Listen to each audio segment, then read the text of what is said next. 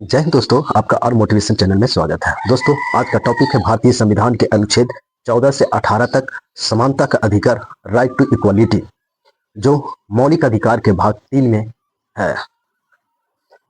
इसका उद्देश्य है भारतीय नागरिकों को सामाजिक, राजनीतिक और कानूनी अधिकार को सुनिश्चित करता है। तो दोस्तों, वीडियो में अंतिम तक बने रहेंगे। अनुच्छेद 14 से 18 तक पूरा सरल भाषा में विस्तार पूर्वक जानने का प्रयास करेंगे। अनुच्छेद 14, विधि के समक्ष समानता का अधिकार। यह कानून ब्रिटेन के संविधान से लिया गया है। इसका 2 सिद्धांत है। इक्वालिटी बिफोर लॉ, कानून के सामने सभी समान है, किसी को विशेषाधिकार नहीं मिलेगा। Equal protection of law, number 2, सभी को एक जैसे कानून, अधिकार और संरक्षण मिलेगा। इसमें किसी प्रकार का भेदभाव नहीं होगा। जैसे उदाहरण में समझते हैं, यदि एक मंत्री या आम नागरिक दोनों एक जैसा अपराध करते हैं तो दोनों को सजा एक जैसा मिलेगा। इसमें किसी प्रकार का भेदभाव नहीं होगा। अनुच्छेद 15 को समझते हैं, भेदभाव निषेध। 15 के 1, किसी व्यक्ति को जाति, धर्म, वंश, लिंग एवं जन्म के स्थान पर किसी प्रकार का भेदभाव नहीं किया जाएगा। अनुच्छेद 15 को 2 के समझते हैं, कोई भी नागरिक को सार्वजनिक स्थान या सुविधाओं जैसे होटल, तालाब, कुएं, मंदिर, ये सभी समान अधिकार मिलेगा। उसमें किसी प्रकार का भेदभाव नहीं किया जाएगा। अनुच्छेद 15 के 3 को समझते हैं, राज्य के महिलाओं और बच्चे को विशेष प्रावधान बना है। इसमें स्कूल में स्कॉलरशिप या छात्रवृत्ति का उपलब्ध कराया जाता है।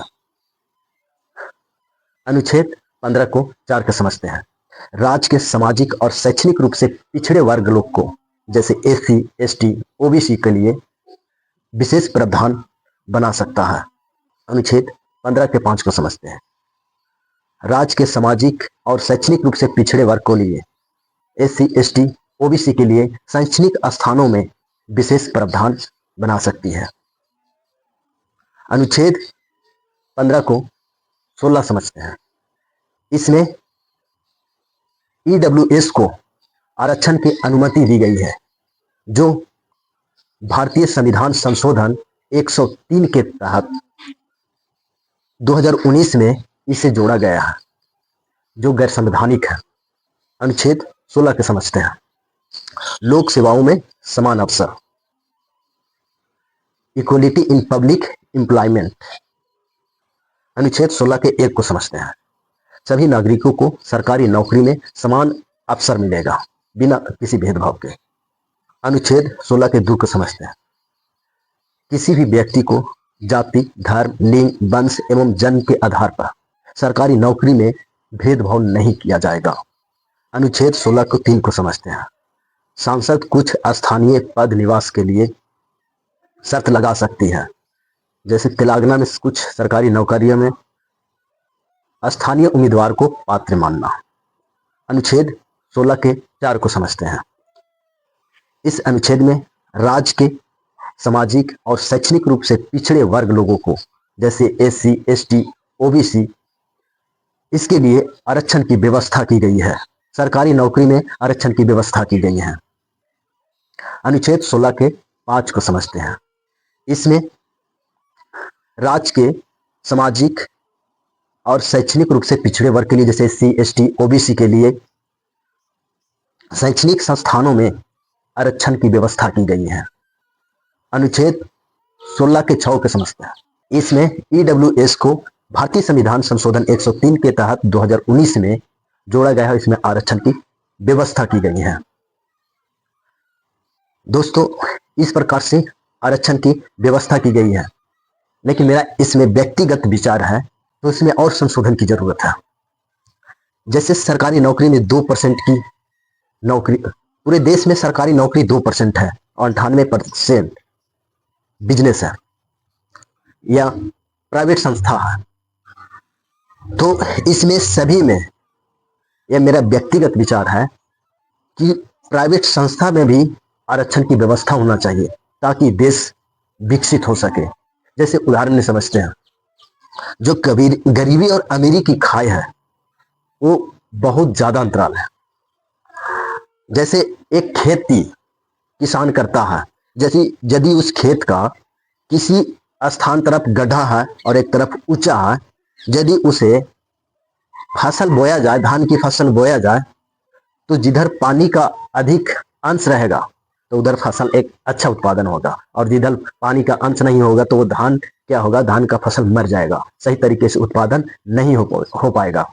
ठीक उसी प्रकार से हमारे देश में यदि निचले तत्व वाले को विशेष ध्यान नहीं दिया जाएगा तब तक हमारा देश विकसित नहीं होगा। इसके लिए हमारे देश में जितना भी प्राइवेट संस्था है उसमें भी आरक्षण की व्यवस्था किया जाए तो हमारा देश कम समय में विकसित होने की संभावना रहेगी।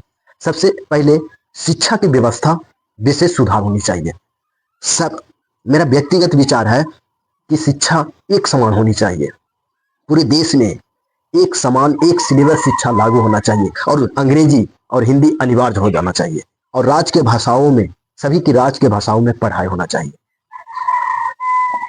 अब अनुच्छेद 17 को समझते हैं, अस्पृश्यता का अंत। इसमें अस्पृश्यता का उन्मूलन किया गया है। यदि इसमें अस्पृश्यता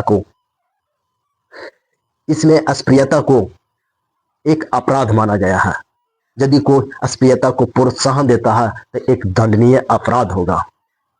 जैसे में किसी दलित वर्ग के लिए मंदिर में प्रवेश करना वंचित नहीं किया जा सकता।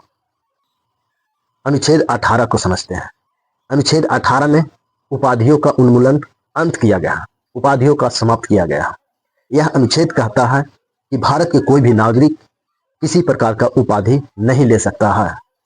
जैसे अपवाद में राज्य के शैक्षणिक और समान सैन जैसे doctor, PhD, professor, Bharat Ratna, Paramvir चक्र ऐसी उपलब्धियां दी जा सकती है, लेकिन नवाब, सर की उपाधि, राजा, जमींदार ऐसे विरासत उपाधि निषेध है, नहीं दिया जा सकता है। यह अनुच्छेद 14 से 18 तक भारतीय नागरिकों को सामाजिक, राजनीतिक और कानूनी अधिकार को सुनिश्चित करता है।